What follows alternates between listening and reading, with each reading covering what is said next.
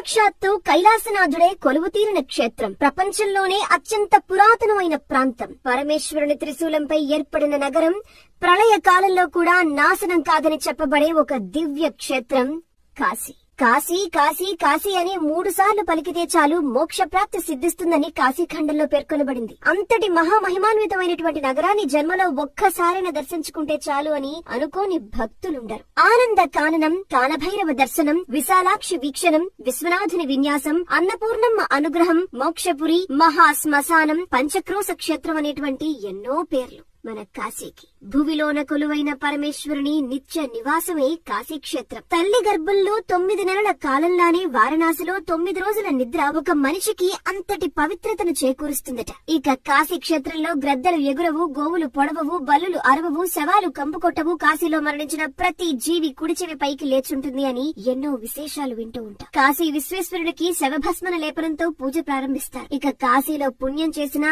పాపం చేసినా 1,000,000 రెట్ల ఫలితం ఉంటుంది అంటారు. ఇక్కడ శక్తిపీఠం విశాలాక్షి అమ్మవారు, జగత్తంతటికి అన్నం పెట్టేటువంటి అన్నపూర్ణాదేవిల నివాస స్థలం కూడా కాశీని. దేవతలు, ఋషులు, రాజులతో పాటు ఎందరో వారి తపశ్శక్తితో నిర్మించినటువంటి 84 ఘాట్లు కాశీలోని గంగమ్మ తీరాన కొలువై ఉన్నాయి. అంతటి అద్భుత క్షేత్రాన్ని దర్శించుకుని పావనం కావాల్సిందే.